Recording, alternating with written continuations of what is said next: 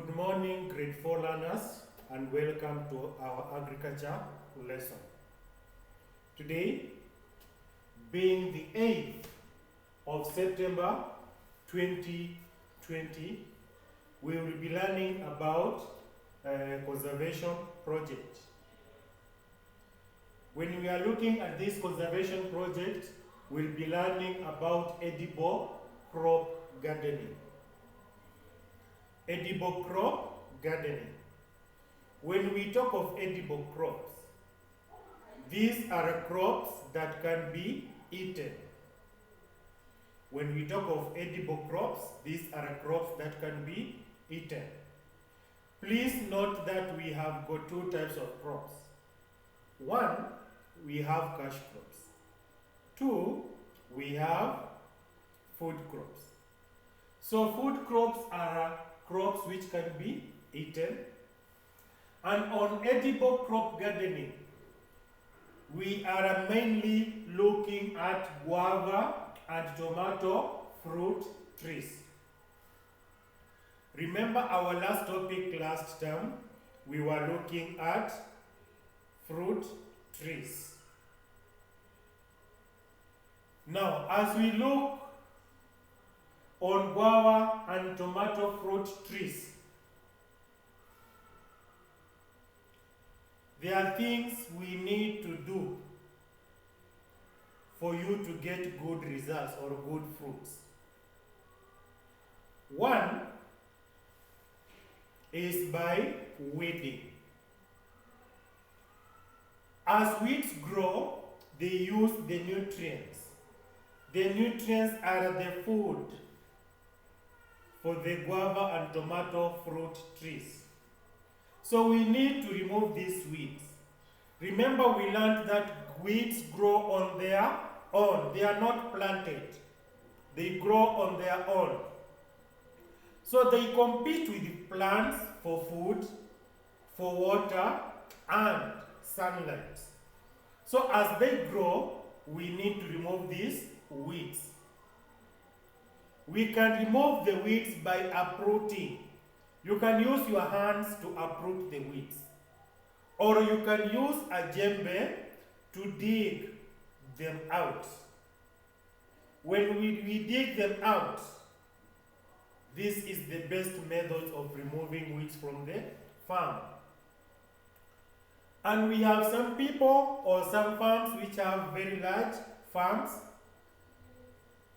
You can use chemicals. You spray chemicals to kill the weeds. But in our surrounding, we emphasize on uprooting, using your hands to uproot, or digging them out using a djembe.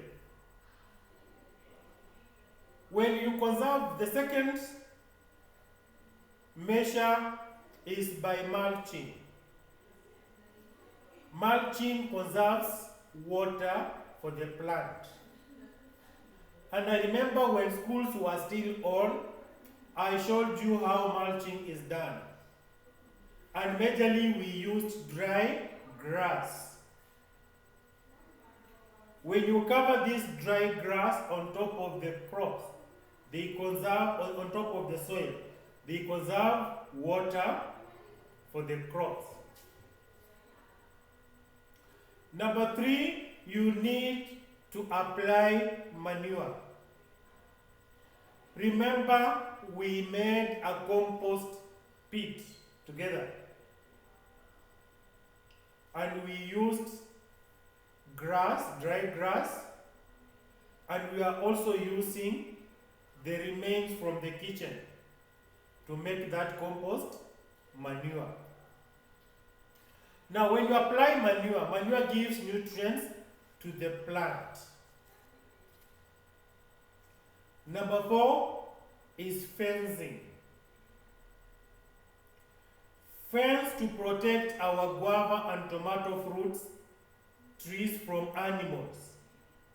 Remember that there are some animals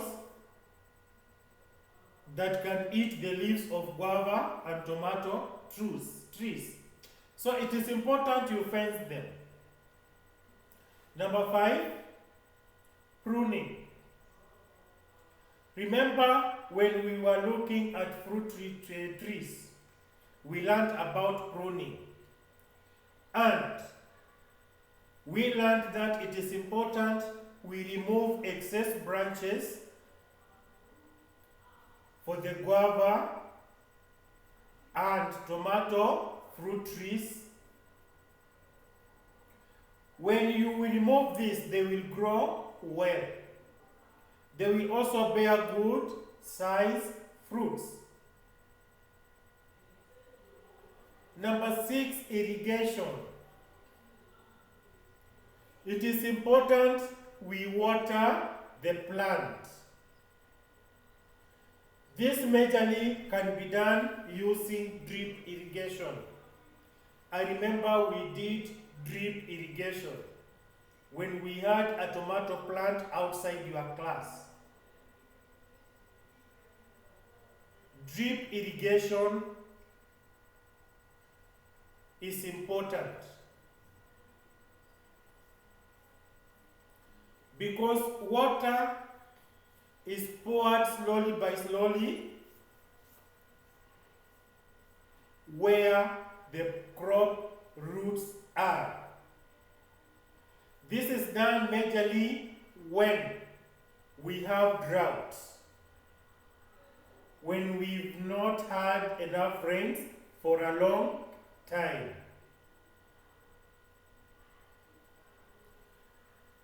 Lastly,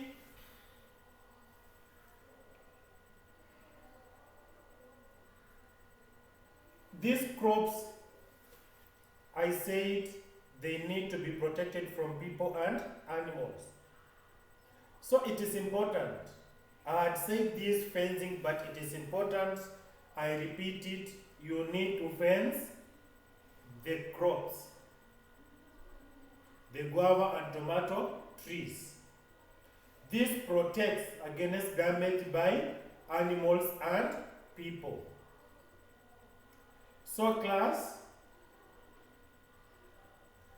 we've looked at conserving edible crops and majorly guava and tomato fruit trees. In our next lesson, we will be looking at harvesting guava and tomato fruits. Harvesting tomato and guava fruits. Thank you for your time. See you during our next lesson.